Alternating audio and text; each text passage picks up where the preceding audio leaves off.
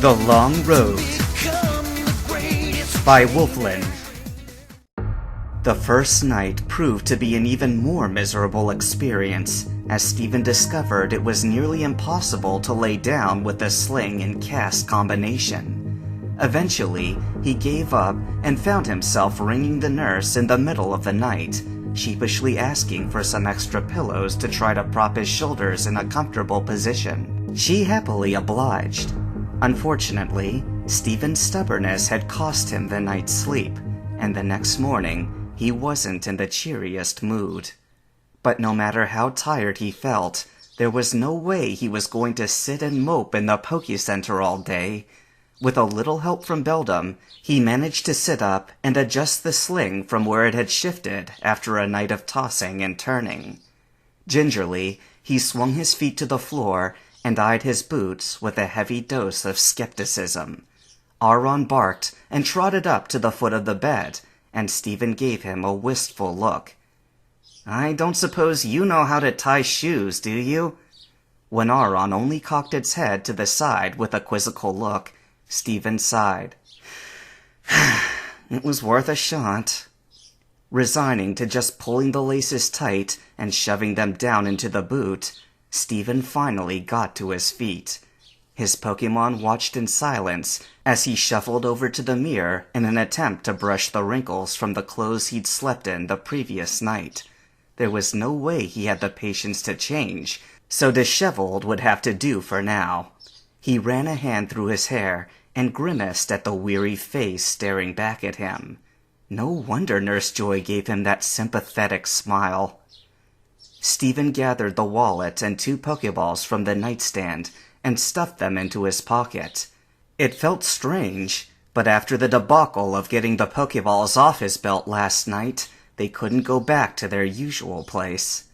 As satisfied as he could be with the current situation, Stephen headed for the door and beckoned his team to follow. "Come on, let's head out." But when Aaron hesitated next to Stephen's pack with a questioning bark, Stephen gave a sad smile and shook his head. "No training today." He wiggled the fingers of his injured arm. "Doctor's orders. I can't be a disobedient patient on the first day, but soon enough we'll get to work." Aaron pondered for a moment before nodding, and Beldam hummed in agreement. They understood. Every day would be a step forward, and the first step right now was to rest and recover.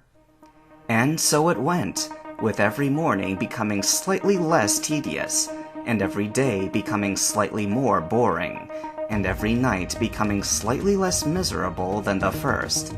And as the days ticked off in Stephen's mental calendar, he would glance towards the closet where his pack sat, and he would find his will to obey the doctor's wishes for just one more day weaken, little by little.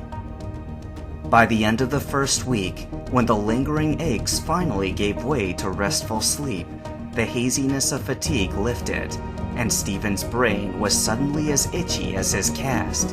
He had finally reached his breaking point. He couldn't stay in the city any longer. Seeing the same streets, the same buildings, the same surroundings he was confined to every day, even the beach had lost its appeal.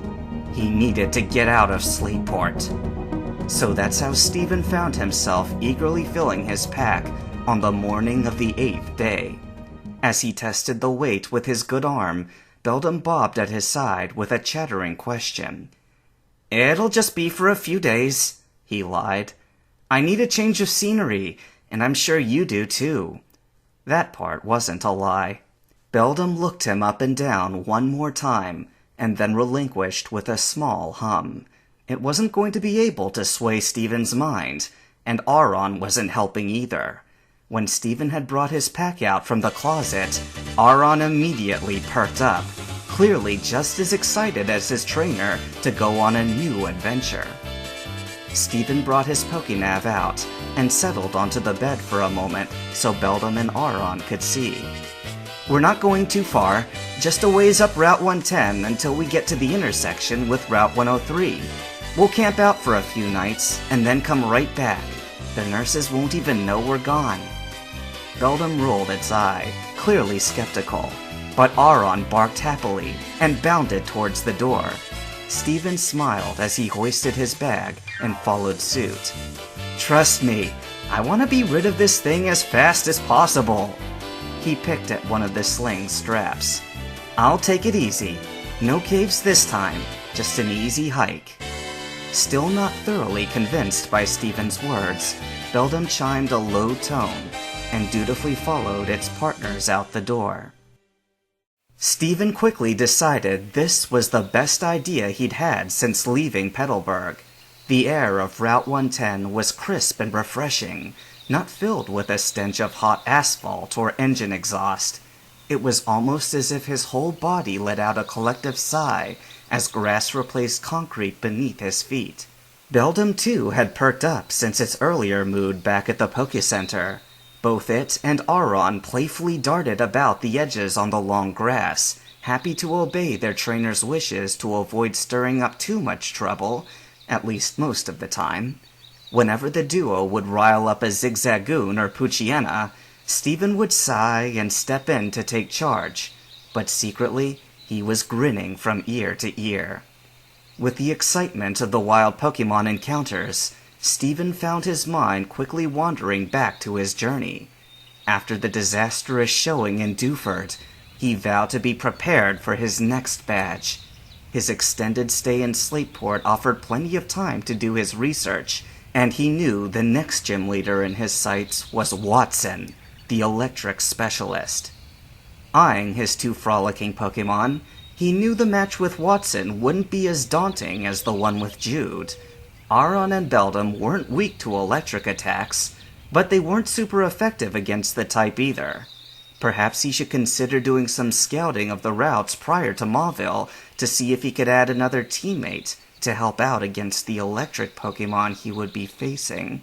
Almost as if on cue, Aron barked sharply as the grass rustled nearby where it had been sniffing. Steven turned his attention towards the noise and watched as a green, gelatinous blob slid its way out of the underbrush.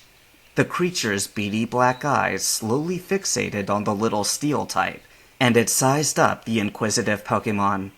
Aron had fallen silent, content to observe the unknown Pokemon for now, but Beldum quickly arrived at Aron's side, and with a hum and a nudge, it edged the two of them back away from the wild Pokemon.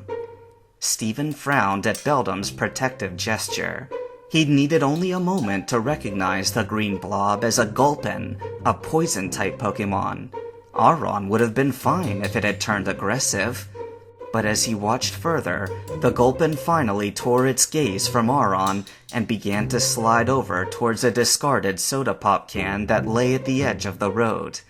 It certainly didn't seem like the most excitable Pokemon, and for a brief moment, Steven wondered if it might be worth trying to catch.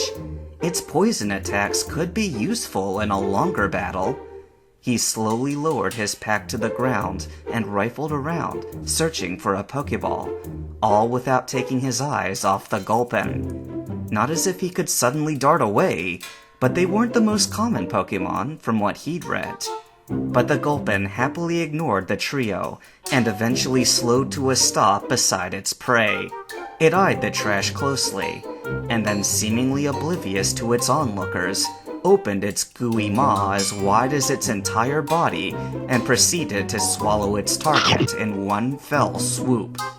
Its mouth snapped shut with an unsettling smack. Steven pulled a face in disgust. There was no way he was even slightly interested in having that thing on his team now. What if it decided to just swallow Aron whole one day?